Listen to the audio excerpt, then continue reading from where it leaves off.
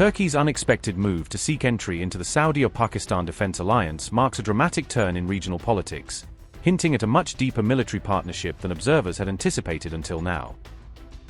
Ankara's overtures to Riyadh and Islamabad suggest the emergence of a coordinated Muslim power center, one that could reshape security calculations from the Middle East to South Asia.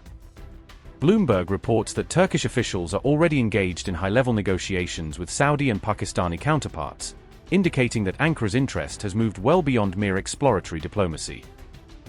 The same report says discussions have progressed to an advanced stage, with insiders suggesting that an eventual agreement is not just possible but highly probable in the near term.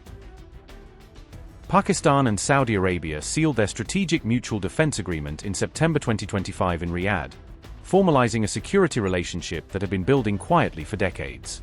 At the heart of the pact lies a collective defense clause which states that any aggression against one signatory will automatically be treated as aggression against both, obliging a joint response. This mutual defense commitment closely mirrors NATO's Article 5, a principle Turkey already lives by within the alliance, making the proposed arrangement conceptually familiar to Ankara strategists. Turkey fields NATO's second-largest armed forces after the United States, giving it significant leverage and experience in collective defense structures that it could now bring into this new framework.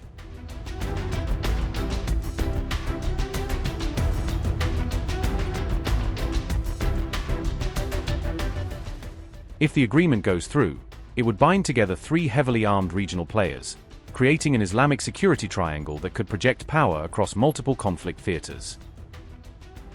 Saudi Arabia contributes immense oil revenues, G20 clout, and its symbolic role as guardian of Mecca and Medina, reinforcing the pact with both financial muscle and religious prestige.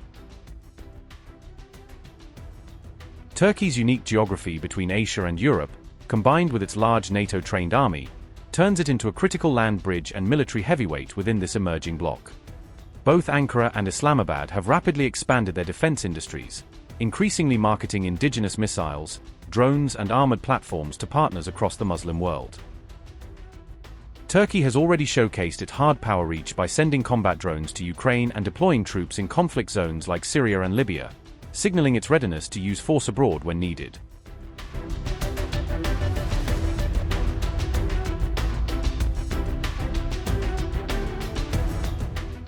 This budding partnership comes after a turbulent decade in which Ankara's backing for Arab Spring movements deeply angered the Saudi leadership and widened the political rift between them.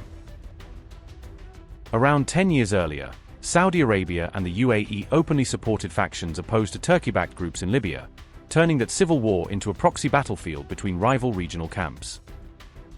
By roughly 2021, both governments started a cautious reconciliation, using high-profile visits and economic deals to slowly diffuse what had become one of the Middle East's sharpest rivalries. In a striking display of converging interests, the Saudi and Turkish leaderships later coordinated their messaging to Washington, urging President Donald Trump to ease sanctions on the new authorities in Damascus. On the Syrian battlefield, Turkish and Saudi priorities have gradually aligned, with both backing similar factions in crucial contested zones and coordinating more closely than in the past.